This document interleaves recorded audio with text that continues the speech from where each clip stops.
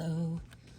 So today what we're going to be talking about is factoring quadratic expressions with composite coefficients. So composite number is the opposite of a prime number. Composite number is something like, 8. We'll do 8 right here. There's 8 times 1, but there's also 4 times 2, which means that they have more than one set of factors. So what we're going to be doing today is very similar to what we've been doing all along. It's just that we're going to have to think a little more deeply than, if our coefficient is prime and there's only 7 and 1 are the possibilities. So here we have 9x squared, 6x, and 8. So we have, for 9, we can have 9 times 1. We can also have 3 times 3. So we're going to have to really think about it. So we're going to set up my binomial. And I have to go, okay, now let's see. To get to 6x is what I'm trying to do. So I would go 9 times 8, 72. Way too high to get to 6x. But I also, that 9 minus 8 is only 1. So that won't work with that one. And I go, all right, let's see. 9 times 2 is 18. 18 minus 4 is 14. Nah, that doesn't work either. 9 times 4 is 36.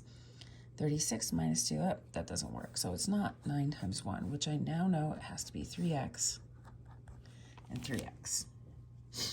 Now, we notice that both of these are negative, and since these are both the same number, I know one of these is positive and one is negative. It doesn't matter which one I put as which, because they're the same. Now I got to figure out how to get to 6x.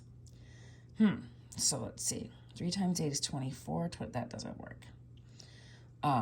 But I do know that 3 times 4 is 12. And 12 minus 2 times 6 is 6. So I just have to figure out how to make it a negative 6. So I'm going to do 3x times 4, because I multiply the two outside ones. Look at, I got new pens, aren't they pretty? And I'm going to make this one 2, because I know that those two are the ones that are being multiplied. Pretty colors. So if I were to multiply this whole thing out, I would have 3 times 3 is 9x squared. 3 times negative 4 is negative 12x. 2 times 3 is positive 6x. And 2 times negative 4 is negative 8. Combine those two like terms, and I get my negative 6x. Okay? Pretty simple. It's not that different than what we've been doing. So I'm going to do another one with 9x squared at the beginning, because I know I have 9 times 1 and 3 times 3. So I set up my binomials. Oh, but wait a minute. Looking at that. Now, now we're just going to do it this way. And I have 60 times 1. I have 30 times 2. I have 20 times 3. I have 15 times 4. I have 10 times 6. And I think that's it. I think those are all the possibilities. That's a lot of possibilities. Okay.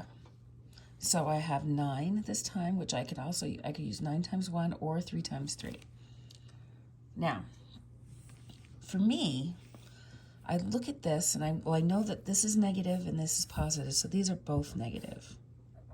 I can figure that much out. 64 is a pretty big number. So I'm going to go out on a limb and I'm going to try the 9 times 1 first, just because it's a pretty big number. I also look at it though and I go, well, these higher numbers up here would get me much bigger numbers that I want. 64 is a big number, but it's not 180 like 9 times 60. So I'm going to start at the bottom and go, okay, 9 times 10 is 90, and 90 minus 6 is 84. That's too high. But I'm going to go 9 times 6. Oh, I'm not subtracting. That was wrong. They're both negative, so it would be 90 plus 6 is 96. But I could go 9 times 6 is 54. Oh, look at that. 54.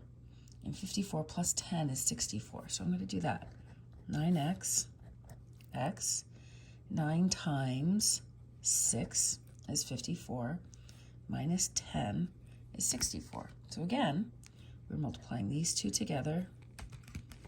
We're multiplying these two together before we combine them. Okay, I've got like 2 more I'm going to go through with you. Now, you could come up with something that looked like this. Oof, that's a big number.